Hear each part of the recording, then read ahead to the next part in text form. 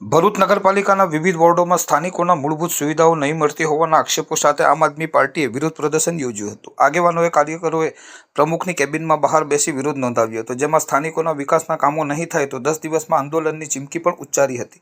ભરૂચ નગરપાલિકા વિસ્તારના વિવિધ વોર્ડોમાં મૂળભૂત નાગરિક સુવિધાઓના અભાવ સામે ભરૂચ આમ આદમી પાર્ટી દ્વારા નગરપાલિકામાં લેખિત ફરિયાદ આપવામાં આવી છે, જેમાં વર્ષોથી ભાજપ શાસિત નગરપાલિકામાં નાગરિકો પાસેથી પાણી વેરો, સફાઈ વેરો અને ઘર વેરો વસૂલવામાં આવે છે, છતાં અનેક વિસ્તારોમાં હજુ પણ ખુલ્લી ગટર, બંધ સ્ટ્રીટ લાઇટો અને પીવાના પાણીની અછત જેવી ગંભીર સમસ્યાઓ છે।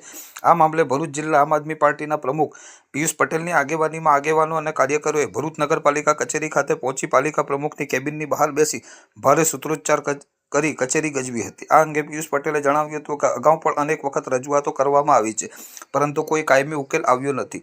આજે વોર્ડ નંબર 2ના રહેવાસીઓ સાથે નગરપાલિકામાં ફરિયાદ નોંધાવી 10 દિવસમાં લેખિત જવાબ સાથે યોગ્ય નિકાલ કરવાની માંગ કરવામાં આવી છે।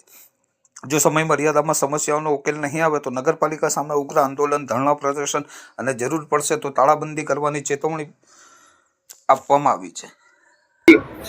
ભરૂચ નગરપાલિકામાં 11 વોર્ડ આવેલા છે। 44 કાઉન્સિલર ભાજપ, કોંગ્રેસના અને અન્ય પાર્ટીના પણ છે, પરંતુ તમામ કાઉન્સિલર જનતાની જે કામગીરી છે, જનતાની જે સેવા છે એની અંદર નિષ્ફળ જઈ રહ્યા હોય એવું દેખાઈ રહ્યું છે। અગાઉ પણ વોર્ડ નંબર 6ના રહીશ હોય, 5ના હોય, વોર્ડ નંબર 3ના હોય, વોર્ડ નંબર 4ના હોય, આજે વોર્ડ નંબર 2ના રહીશો સાથે ભરૂચ નગરપાલિકા પ્રમુખને એક રજૂઆત કરવા માટે આવ્યા છે। આ નગરપાલિકાની અંદર જેટલા પણ સત્તાધીશો બેઠા છે, વિપક્ષમાં બેઠા છે, તમામ લોકો નિષ્ફળ જઈ રહ્યા છે। સ્થાનિક લોકોને ગટરની સુવિધાઓ નથી મળતી, સ્થાનિક લોકોને રોડ રસ્તાની સુવિધાઓ કેટલાક વિસ્તારની અંદર નથી, કેટલાક વિસ્તારની અંદર લાઇટની સમસ્યા છે। આ તમામ સમસ્યાઓને આજે જનતાએ આમ આદમી પાર્ટીના કાર્યકર્તાઓને ધ્યાન દોર્યું અને આમ આદમી પાર્ટી આજે જનતાની સાથે અહીંયા રજૂઆત કરવા માટે આવી છે।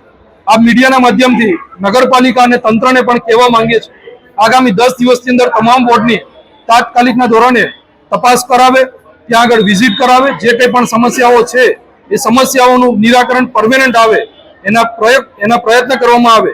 જો આવું કરવામાં નગરપાલિકા નિષ્ફળ થશે તો 10 દિવસ પછી આ નગરપાલિકાને અમે તાળાબંધી કરીશું અને ઉગ્રથી ઉગ્ર આંદોલન કરીશું। આમ આદમી પાર્ટીની સમગ્ર ટીમ સ્થાનિક રહીશોની સાથે છે અને હર હંમેશા જનતાનો અવાજ બનીને એમની સાથે ઉભા રહેશે।